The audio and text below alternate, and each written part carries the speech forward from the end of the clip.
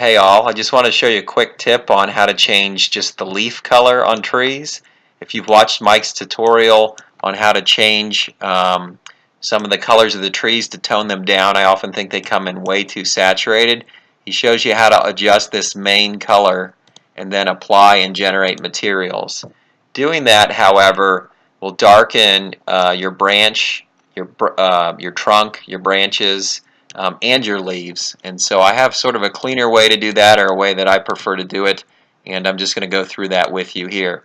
Of note, while I'm on this inspector panel, something for you guys to know is when you're changing LODs for the levels of detail, I know Mike I think shows you how to do that as well. You're always going to want to just click apply prefab when you do that. If you tell it to regenerate materials every time you do that, it will then regenerate the main materials for the tree, and I'm going to show you why that's important in just a bit here. But I'm using the Armor Cork desktop.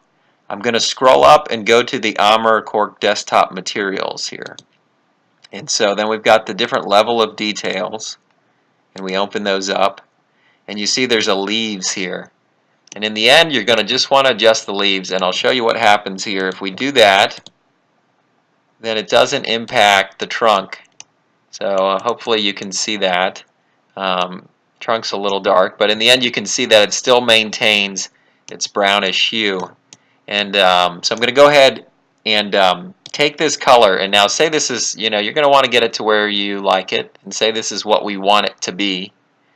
Then we're going to want to add this color as a preset down here. So if you come down at the bottom of your color panel, click Add New Preset. Now it shows up, and we're going to be able to drop that into the other levels of detail. If you see when we scroll out to LOD 1 here, that we're going to have to drop that in. So we click on the main color white for the leaves 3 on LOD 1 and change that to the red, and then we're going to do the same to the 2.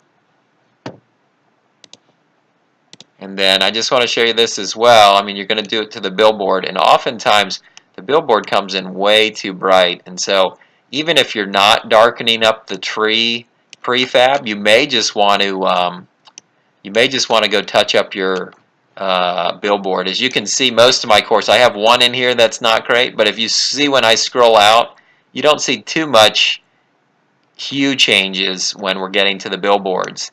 Oftentimes, if you scroll out in your project, if you are going with defaults, you're going to see all kinds of color changing happening when you zoom way out here, just like this tree.